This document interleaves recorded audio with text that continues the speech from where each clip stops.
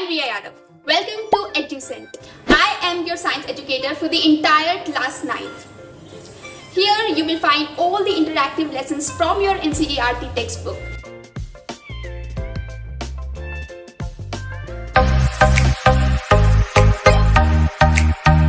अब पढ़ते हैं डिफरेंट टाइप्स ऑफ कोलोइड्स के बारे में। जैसे कोलोइड किन चीज़ों का मिक्सचर होता है, एक तो उसमें डिस्पर्स्ड फेज होता है जो मिक्स होता है, और एक होता है डिस्पर्सिंग मीडियम, यानी कि जिसमें जाकर वो मिक्स हो रहा होता है।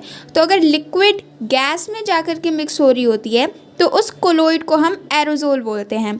इसका एग्जाम्पल है क्लाउड, जैसे बादल में लिक्विड गैस में जाकर के मिक्स होती है, या फॉग हो गया। ठीक है, तो ये सारे एरोजोल के एग्जांपल्स हैं। नेक्स्ट है, अगर सॉलिड जाकर के गैस में मिक्स होता है, जैसे हम बोलते हैं पॉल्यूटेड एयर, तो वो जो पॉल्यूटेड पार्टिकल्स हैं वो एयर में जाकर के मिक्स हो गए, और वो पार्टिकल्स तो सॉलिड हैं। ठीक है, तो अब सॉलिड अगर गैस में जाकर के मिक्स हो रहे हैं तो इसको भी हम एरोजोल ही बोलेंगे। ठीक है, लिक्विड का गैस में मिक्स होना या सॉलिड का गैस में मिक्स होना एरोजोल कहलाता है। अब देखते हैं गैस का लिक्विड में जाकर के डिज़ोल्व होना क्या कहलाता है। गैस का लिक्विड में जाकर के डिज़ोल्व होना फोम कहलाता है। अगर हम किसी शैम्पू को या फिर किसी सोप को बहुत ज़्यादा शेक करेंगे तो उसमें से झाग निकलनी शुरू हो जाएगी, तो वो झाग जो है उसको हम फोम बोलते हैं। ठीक है, तो गैस और लिक्विड वाला जो कोलोइड होता है उसको हम फोम बोलते हैं। इसका एग्जाम्पल है शेविंग क्रीम।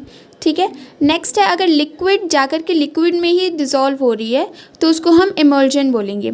इसका एग्जाम्पल है मिल्क। ठीक है, लिक्विड में ही डिज़ोल्व है।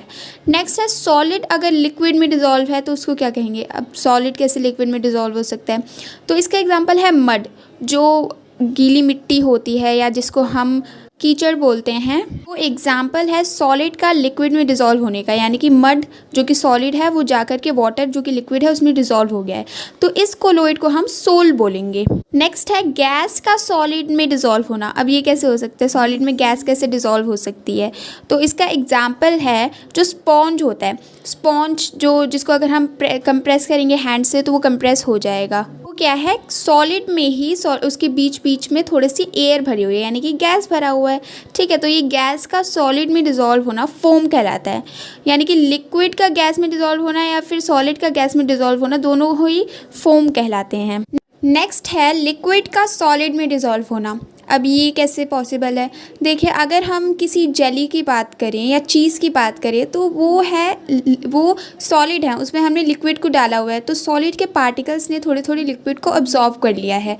ठीक है, तो जेली और चीज़ इसके एग्जांपल्स हैं। और लिक्विड का सॉलिड में डिज़ोल्व होना ये जेल कोलोइड कहलाता है। ठीक है, नेक्स्ट है सॉलिड का सॉलिड में डिज़ोल्व होना, इसको हम सॉलिड सोल बोलते हैं। इसका एग्जांपल है कलर्ड गेमस्टोन्स, जो कलर्ड जो पत्थर टाइप के होते हैं उनमें सॉलिड में डिज़ोल्व होता है। ठीक है, तो ये हो गए हमारे कोलोइड्स के टाइप्स। नेक्स्ट हम यहाँ पर इस चैप्टर्स के थोड़े बहुत न्यूमेरिकल्स देखने वाले हैं। इसमें हम क्या देखेंगे, कॉन्सेंट्रेशन ऑफ अ सॉल्यूशन, यानी कि एक सॉल्यूशन में सॉल्यूट कितना है, सॉल्यूट का क्या कॉन्सेंट्रेशन है, ये हम पता लगाएंगे अलग अलग मेथड से। तो इसका सबसे पहला मेथड है mass by mass percentage of a solution, यानी कि अगर हम किसी सॉल्यूशन की बात करें तो उसमें सॉल्यूट का क्या मास है, मास को वेट भी कह सकते हैं हम, तो सॉल्यूट का क्या मास है उससे हम डिवाइड करेंगे कि पूरे सॉल्यूशन का क्या मास है।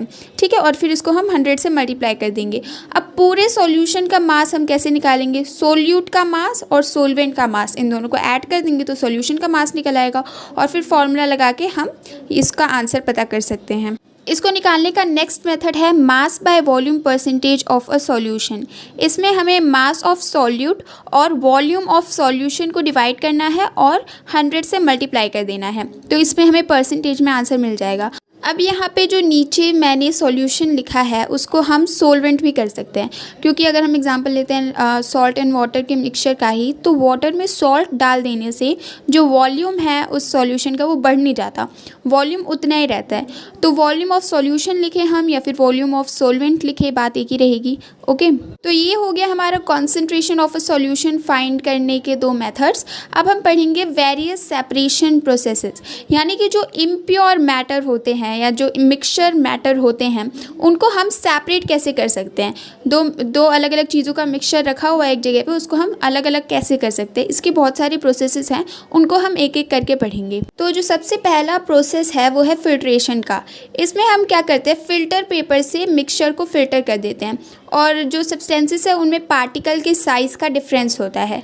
जैसे वाटर और सैंड की हम अगर बात करें तो पार्टिकल के साइज़ का डिफरेंस है, ठीक है। जब हम उसको फ़िल्टर पेपर से फ़िल्टर करेंगे तो सैंड जो है वो फ़िल्टर पेपर में ही अटक जाएगा क्योंकि उसके पार्टिकल्स बड़े हैं, और वाटर जो है वो फ़िल्टर पेपर के जो छोटे छोटे पोर्स होते हैं ना उससे निकल जाएगा क्योंकि उसके पार्टिकल्स छोटे हैं, ठीक है। तो ये हो गया पहला हमारा फिल्ट्रेशन। नेक्स्ट है मैग्नेटिक सेपरेशन। देखिए इस प्रोसेस से सिर्फ वही चीज़ें सेपरेट हो सकती है जिनमें एक टाइप का जो पार्टिकल है वो नॉन मैग्नेटिक है और एक टाइप का जो पार्टिकल है वो मैग्नेटिक है। जैसे अगर सैंड में से हमें आयरन को अलग करना है तो हम वहाँ पे मैग्नेट लगाएंगे और मैग्नेट में आयरन जो है वो चिपक जाएगा और सैंड अलग हो जाएगी। तो ऐसे हम इन दोनों को सेपरेट कर सकते हैं। ज़्यादातर जगहों पे जब हमें मेटल्स निकालने होते हैं या फिर जब आयरन फिलिंग्स ही निकालनी होती है तो हम इस मेथड का यूज़ करते हैं कि हम बाकी जो नॉन मैग्नेटिक चीज़ें हैं उसको अलग कर दें और जो मैग्नेटिक चीज़ें हैं उसको अलग कर दें। तो ये हो गया हमारा मैग्नेटिक सेपरेशन। नेक्स्ट जो प्रोसेस है वो है सब्लिमेशन का। अब ये वर्ड जो है सब्लिमेशन ये हमने सुन रखा है, यानी कि सीधा सॉलिड का गैस में ट्रांसफॉर्म होना बिना लिक्विड स्टेट में जाए सब्लिमेशन कहलाता है। तो एक मिक्सचर में अगर कोई सब्लिमेटरी पार्टिकल है और नॉन सब्लिमेटरी पार्टिकल है तो हम उन दोनों को हीट करेंगे, ठीक है। हीट करने के बाद जो सब्लिमेटरी पार्टिकल है वो तो वेपर बन के ऊपर चले जाएगा, ठीक है, क्योंकि वो सीधा गैस बनता है। और जो नॉन सब्लिमेटिव पार्टिकल है वो या तो लिक्विड बन जाएगा या फिर वैसा ही रहेगा।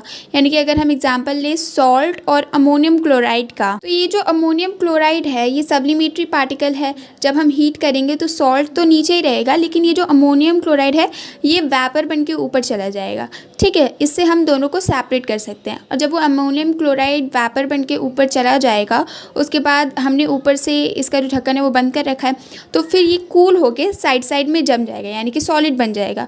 तो इससे सॉल्ट हमें अलग मिल जाएगा और अमोनियम क्लोराइड जो है वो अलग मिल जाएगा। तो ऐसे हमने दोनों को मिक्सचर को सेपरेट कर दिया। तो ये तो हो गया हमारा सब्लिमेशन। जो नेक्स्ट प्रोसेस है वो है हमारा सेपरेटिंग फनल। इस प्रोसेस का यूज़ हम तब करते हैं जब हमें 2 इमिसिबल लिक्विड्स मिलते हैं, यानी कि 2 ऐसे लिक्विड्स जो आपस में मिक्स नहीं हो सकते। जैसे इसका सबसे कॉमन एग्जांपल है ऑयल इन वाटर, पानी में वाटर, ये दोनों मिक्स नहीं हो सकते क्योंकि दोनों की डेंसिटी अलग अलग है, ठीक है। वाटर थोड़ा ज़्यादा हैवी है ऑयल से, तो इसलिए ये जो ऑयल है ये ऊपर ही फ्लोट करती रहती है, नीचे नहीं जा पाती या फिर डिज़ोल्व नहीं हो पाती वाटर में। तो इसमें क्या होगा, जब हम किसी फनल से इसको हम फ़िल्टर करने की कोशिश करेंगे तो वाटर जो है वो नीचे चला जाएगा और ये जो ऑयल है ये ऊपर ही रहेगा, यानी कि ये लेट से आ रहा है। तो जब तक पूरा वाटर नीचे जाएगा तब तक हम उसका जो जाने का रास्ता है वो ब्लॉक कर देंगे और जो वाटर है वो हमें नीचे मिल जाएगा अलग और ऑयल जो है वो ऊपर रह जाएगा अलग, ठीक है। तो ऐसे हम इस प्रोसेस से 2 इमिसिबल लिक्विड्स को सेपरेट कर सकते हैं। नेक्स्ट प्रोसेस है हमारा इवेपोरेशन। इवेपोरेशन तो हम सबको पता है, सी वाटर में से सॉल्ट को अलग करने में ये हेल्प करता है। इसको हम यूज़ करते हैं एक वॉलेटाइल सब्सटेंस में से नॉन वॉलेटाइल सब्सटेंस को अलग करने में, यानी कि एक सब्सटेंस जो वेपर हो सकता है, वेपराइज हो सकता है, और एक सब्सटेंस जो वेपराइज नहीं हो सकता, जैसे सॉल्ट एंड वाटर। जो सॉल्ट है वो वेपराइज नहीं हो सकता और वाटर जो है वो वेपराइज हो सकता है, ठीक है। ये हो गया हमारा इवेपोरेशन। नेक्स्ट हम पढ़ेंगे क्रिस्टलाइजेशन। अब इसमें क्या होता है, इसमें भी हम सॉल्ट एंड वाटर का एग्जांपल लेते हैं। अगर हम सॉल्ट एंड वाटर के सॉल्यूशन को हीट करेंगे तो थोड़ा सा हीट करने के बाद जब वाटर का लेवल कम आ जाएगा तो फिर हम उसको कूल करने लगेंगे। कूल करने के बाद, फ्रीज़ होने के बाद जो सॉल्ट के क्रिस्टल्स है वो हमको अलग से मिल जाएंगे और वाटर हमें अलग मिल जाएगा। तो ऐसे हम क्रिस्टलाइजेशन प्रोसेस से बिल्कुल क्रिस्टल फॉर्म में सॉल्ट को पा सकते हैं। नेक्स्ट प्रोसेस है हमारा डिस्टिलेशन। अब डिस्टिलेशन एक ऐसा प्रोसेस है जिसमें हम 2 या 2 से ज़्यादा मिसिबल लिक्विड्स को अलग कर सकते हैं, यानी कि ऐसे लिक्विड्स जो आपस में मिक्स हो सकते हैं लेकिन इनके बॉइलिंग पॉइंट में डिफरेंस होगा। जैसे अगर हम एग्जांपल लेते हैं अल्कोहल इन वाटर, ये मिक्सचर है हमारे पास अल्कोहल और वाटर, और इसे हमें सेपरेट करना है। तो देखिए ये पूरा सिस्टम होता है डिस्टिलेशन का। इसमें हम ये मिक्सचर को हीट करेंगे, अल्कोहल एंड वाटर के मिक्सचर को हम हीट करेंगे और पहले फिर जिसका बॉइलिंग पॉइंट कम होगा वो इवेपोरेट होके ऊपर चला जाएगा और फिर उसको जहाँ जगह मिलेगी वहाँ से ये निकलेगा, यहाँ पे आकर के ये कूल हो जाएगा और लिक्विड में कन्वर्ट होके ये नीचे चला जाएगा। तो इससे हमें वाटर जिसका बॉइलिंग पॉइंट की थोड़ा ज़्यादा है वो हमें पहले मिल जाएगा, वो हमें इधर मिल जाएगा, और अल्कोहल जिसका बॉइलिंग पॉइंट थोड़ा कम है वो हमें इधर मिल जाएगा।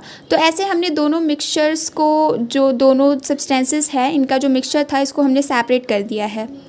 नेक्स्ट प्रोसेस है हमारा फ्रैक्शनल डिस्टिलेशन।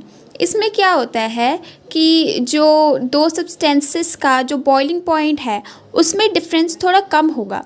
यानी कि पहले तो क्या हो रहा था, बॉइलिंग पॉइंट में डिफरेंस थोड़ा ज़्यादा था, इसलिए जो कम बॉइलिंग पॉइंट वाला सब्सटेंस था वो जल्दी वेपराइज होकर अलग हो जा रहा था।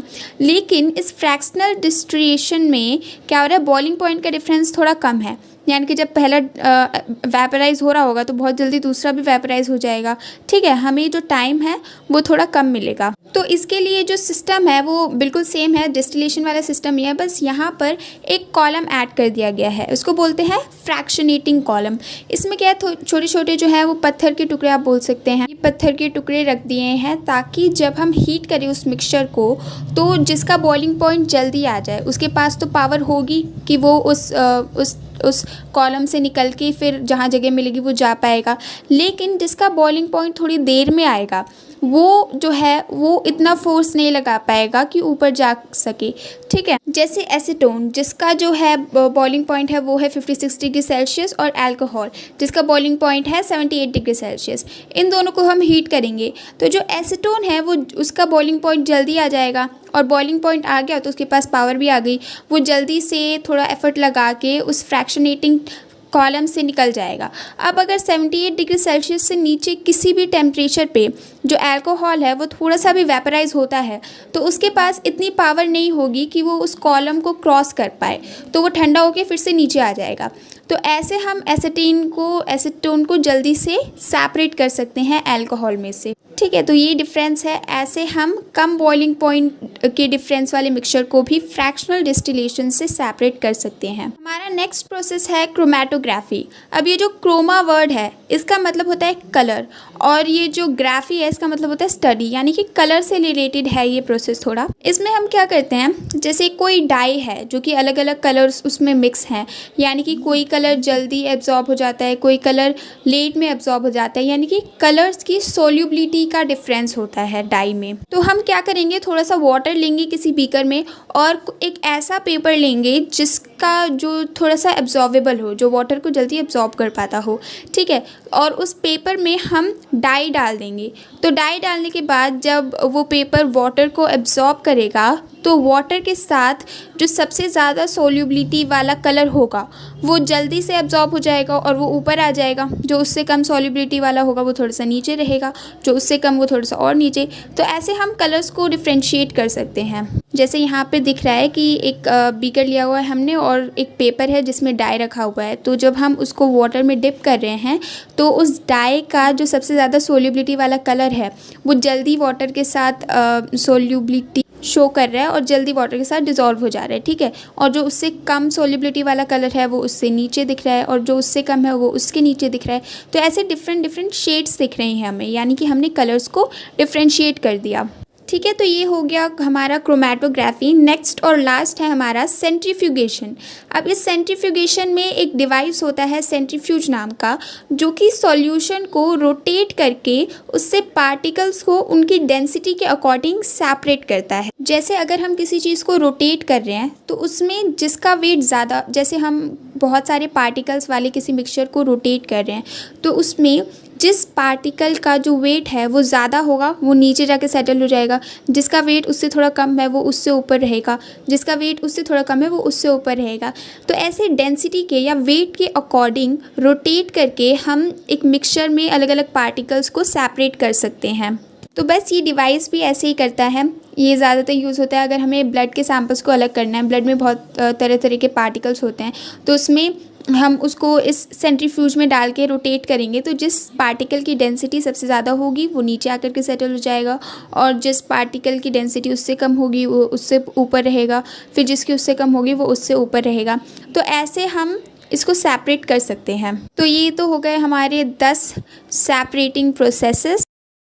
तो हमने इस चैप्टर को 2 पार्ट्स में डिवाइड किया था। पार्ट 1 पहले ही अपलोड हो चुका है, ये पार्ट 2 था, और इसी के साथ इस चैप्टर का होता है the end. I hope you have understood the chapter. Thank you so much for watching.